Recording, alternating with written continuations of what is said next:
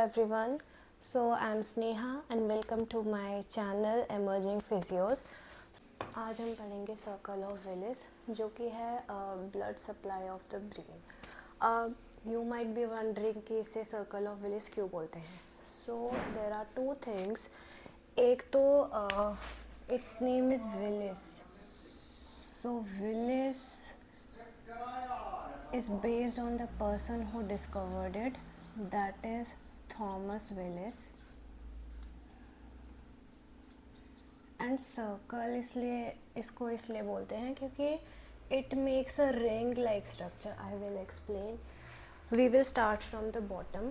क्योंकि सबसे पहले हमें ये जानना ज़रूरी है कि जो वर्टेब्रल आर्टरी है वो आती कहाँ से. वो subclavian artery will give rise to vertebral artery. फिर वर्टेब्रल आर्टरी का हमें मेनली कोर्स पता होना चाहिए. जो अपर 6 सर्वाइकल वर्टेब्रा है वहाँ से वर्टेब्रल आर्टरी होते हुए आती है और वो भी उनके ट्रांसवर्स फोरामिना से होते हुए, और फिर वो एंटर हो जाती है foramen magnum and then it enters the brain. फिर so this is the spinal cord, क्योंकि ऊपर तक स्पाइनल कॉर्ड आती है. सो वर्टेब्रल आर्टरी इधर आएगी and this is the फोरामन magnum that I have made. यहाँ से वो एंटर करेगी. एंड मोस्ट इम्पॉर्टेंटली हमें इसकी ब्रांचेस पता होनी चाहिए क्योंकि नीचे सेरेबेलम है तो सेरेबेलर आर्टरीज होंगी नीचे, और ऊपर सेरेब्रल हेमिस्फेयर्स हैं तो ऊपर वाली आर्टरी होगी सेरेब्रल. सो वर्टेब्रल आर्टरी सबसे पहले ब्रांच देगी पोस्टीरियर इंफीरियर सेरेबेलर आर्टरी. तो इसको एज अ शॉर्ट फॉर्म याद कर सकते हैं जैसे PICA, and then it will give rise to anterior inferior cerebellar artery AICA. PICA and AICA. So दोनों side right and left side दोनों साइड ब्रांचेस जाएंगी, जैसे PICA on the right side and left side. Posterior inferior cerebellar artery. अभी हमें ये याद रखना है कि इंफीरियर सेरेबेलर आर्टरी है एक चीज़ जो कि दो ब्रांचेस को राइज करवाएगी. एक है एंटीरियर, एक है posterior. Inferior cerebellar artery anterior and vertebral artery से and posterior inferior cerebral artery arise हुई जिसने ब्रांच दी to the posterior spinal artery. Okay, उसके बाद it also gave rise to anterior spinal artery. PICA ने दो को राइज दिया, anterior spinal artery and posterior spinal artery.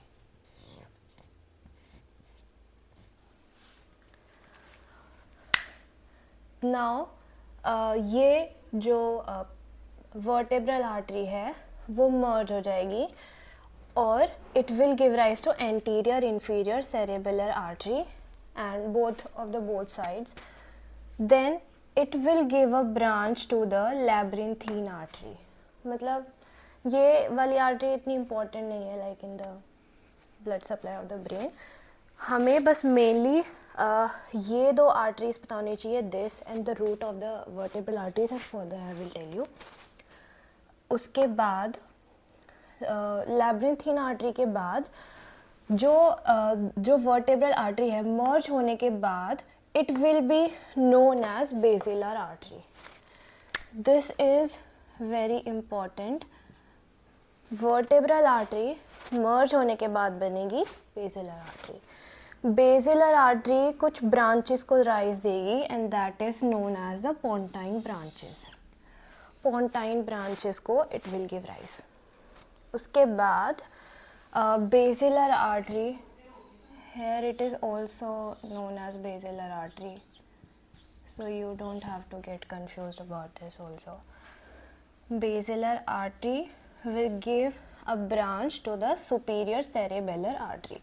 अब हमने नीचे याद रखा था inferior cerebellar artery जो कि राइज देती है anterior inferior cerebellar artery and posterior inferior cerebellar artery.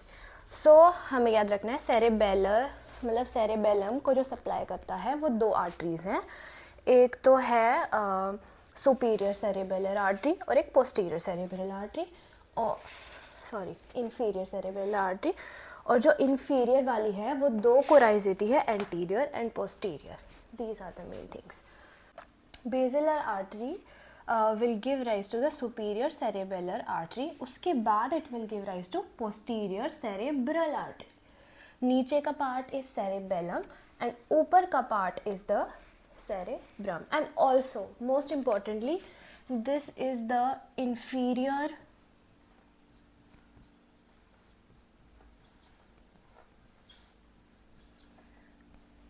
part, मतलब inferior part or side of the brain, or you can say the view, inferior view of the brain.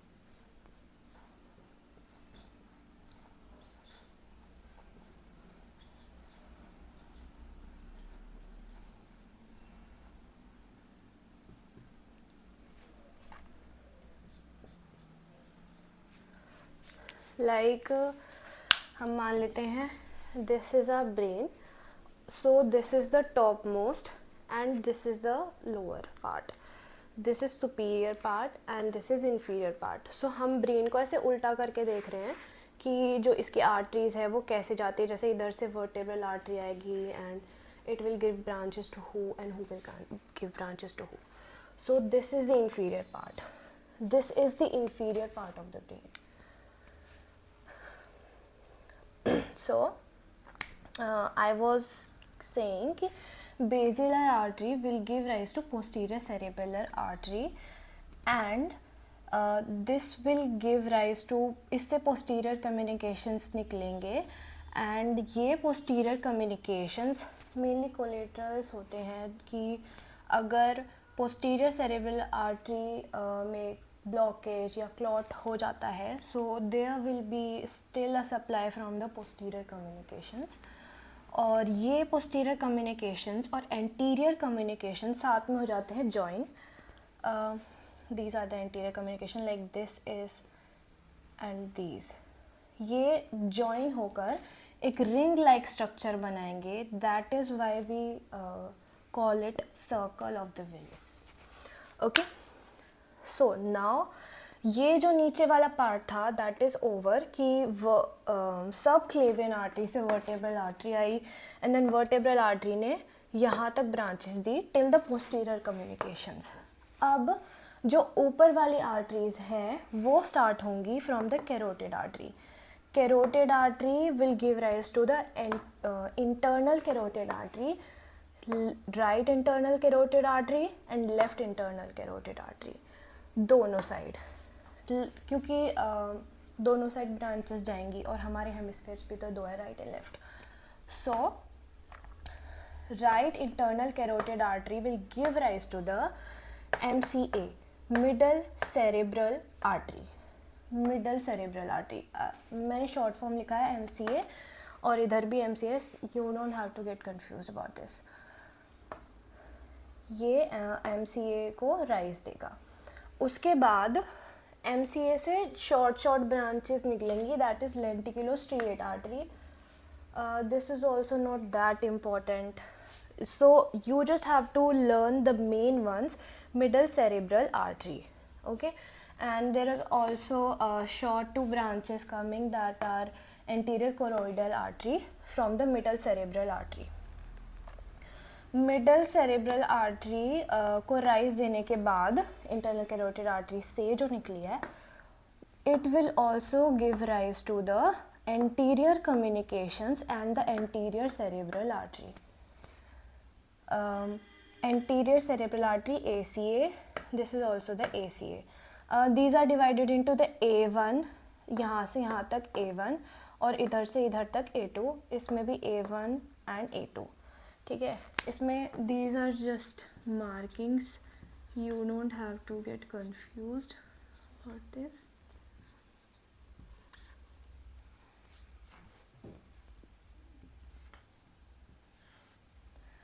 लेकिन जो ये वाला part है, जो इनको कनेक्ट कर रहा है ना दोनों साइड की आर्टरीज को, ये पार्ट है एंटीरियर कम्युनिकेशंस, ठीक है।